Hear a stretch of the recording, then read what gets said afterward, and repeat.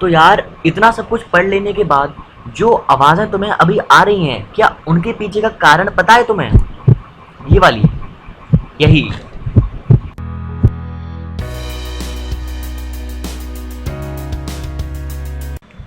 तो ये है ब्लड सर्कुलेशन का पार्ट नंबर 2।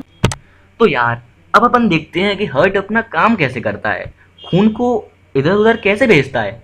तो देखिए, कुछ ब्लड वेसल्स होती हैं जो हार्ट को एंटर करती हैं, और कुछ ब्लड वेसल्स होती हैं जो कि अपने हार्ट से बाहर चली जाती हैं। तो इस डायग्राम की मदद से मैं आपको समझाने का प्रयत्न करता हूँ। तो देखिए, कुछ वेसल्स होती हैं जो एंटर करती हैं। अब आपको याद कीजिए, जो वेसल्स हार्ट को एंटर करती हैं, जो वेसल्स हार्ट के अंदर ब्लड डालती हैं, वह कौन सी होंगी? ऑब्वियस ही बात है, वह वेन्स होंगी। वो वेन्स कौन सी होंगी?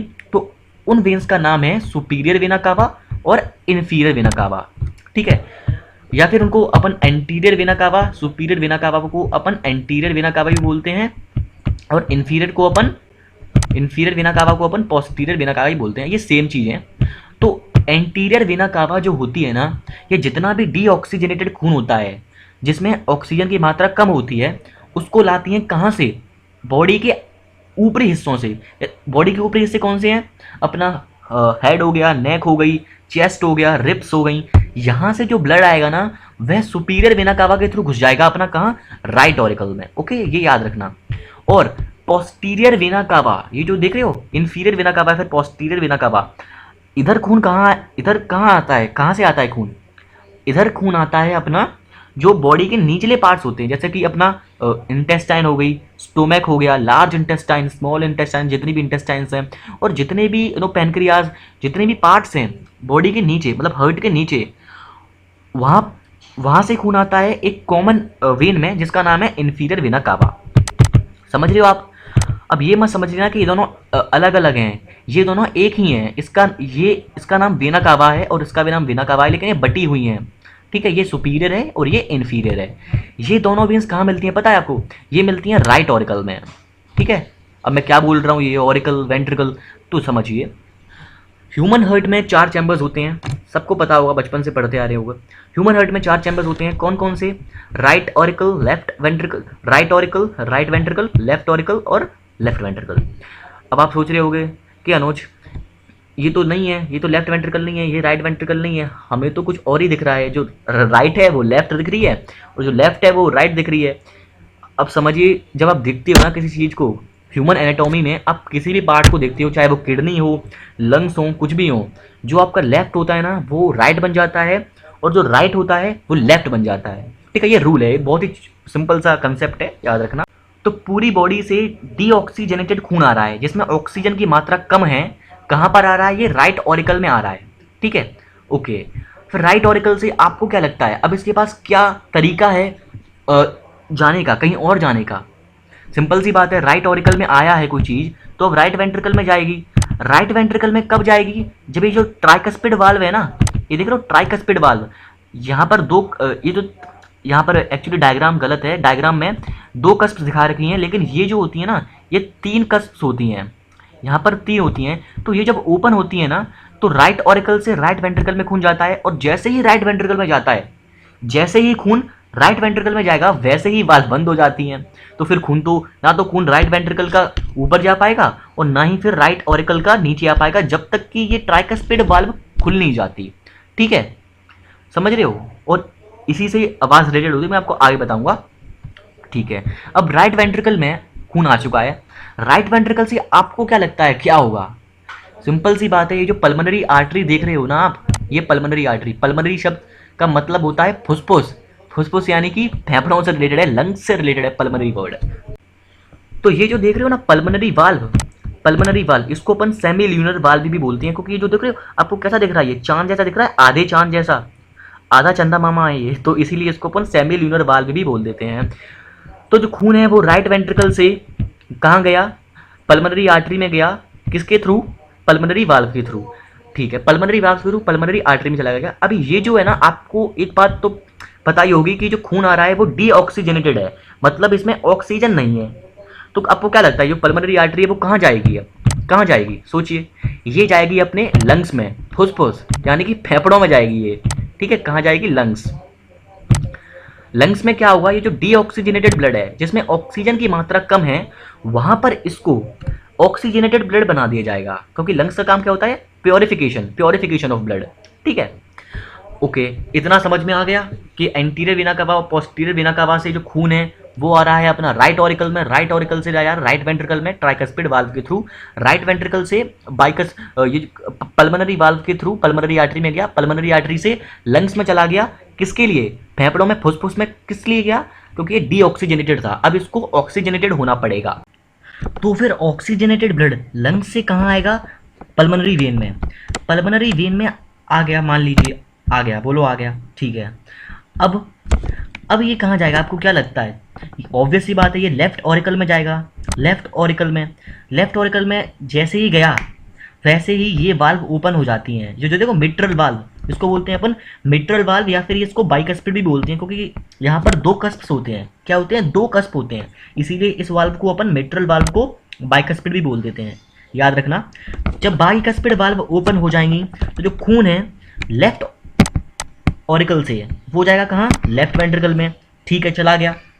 अब लेफ्ट वेंट्रिकल में जाता है, वैसे ही ये वाल्व क्लोज हो जाती हैं, वैसे ही जो मिट्रल वाल्व है वो क्लोज हो जाएगी, तो बेचारा अब ऊपर तो जा नहीं पाएगा, अब उसके लिए एक ही रास्ता बचा, क्या बचा, कि इस आउर्टा में घुस जाए, किसके थ्रू, आउर्टिक वाल्व के थ्रू, जब ये वाल्व खुलेगी तब ये अंदर घुस जाएगा, ठीक है, जो खून है वो आउर्टा में घुस जाएगा, और आउर्टा क्या करेगा पता है आपको, आउर्टा पूरे की पूरी बॉडी में फैला देगा। आउर्टा मैंने आपको बताया सबसे बड़ी आर्टरी होती है, फिर ये छोटी छोटी आर्टरियोल्स, कैपिलरीज में बट के पूरी शरीर में फैला देता है ब्लड, कौन, आउर्टा। ऑल बॉडी पार्ट्स, इसमें लिख लेना आप, ऑल बॉडी पार्ट्स, ठीक है। तो यार आपको क्या लगता है कौन कौन सी ब्लड वेसल्स हर्ट को अलविदा कह रही हैं, यानी कि उसको छोड़ के जा रही हैं, तो दो ब्लड वेसल्स हैं, कौन कौन सी, पल्मोनरी आर्टरी और दूसरी आउर्टा, ओके।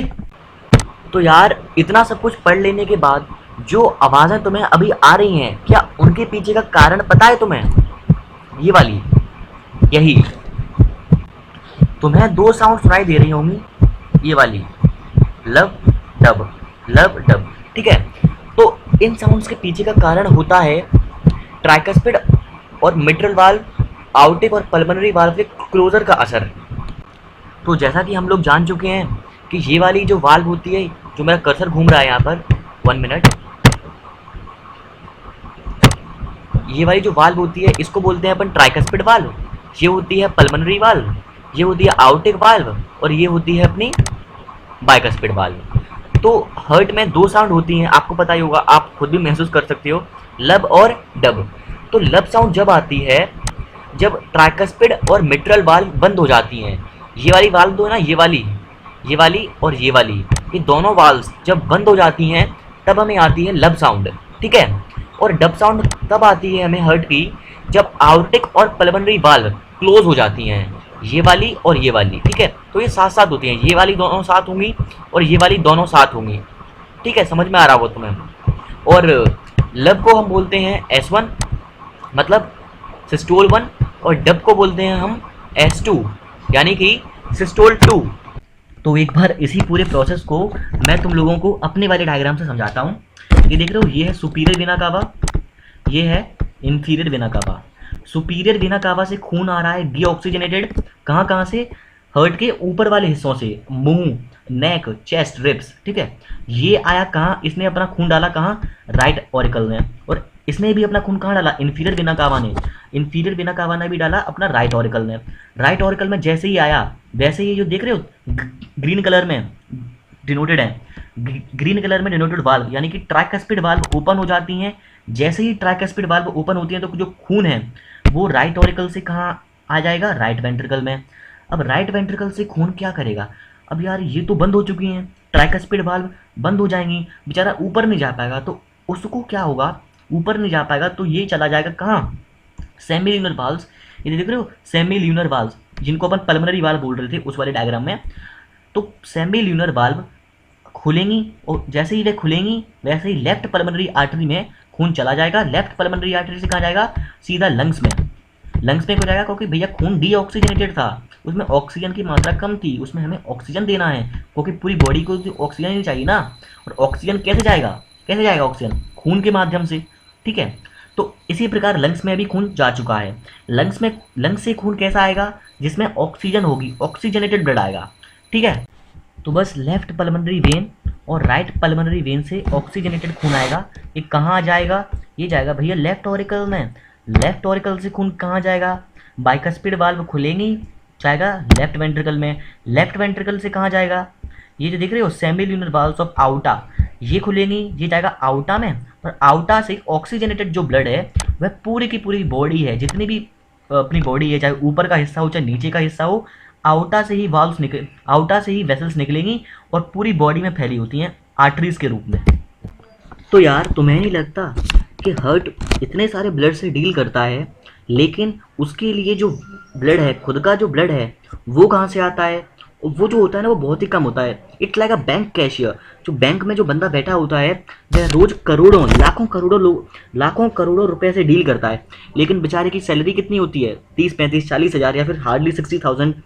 तो इसी तरह बैंक वाले बंदे जैसा हार्ट है अपना, ये इतने सारे ब्लड से डील करता है, लेकिन खुद के लिए कितना ब्लड है वो डिसाइड करेगा बेस ऑफ आउटा से निकला हुआ coronary arteries. Coronary arteries blood supply करती हैं हार्ट मसल्स को, ठीक है।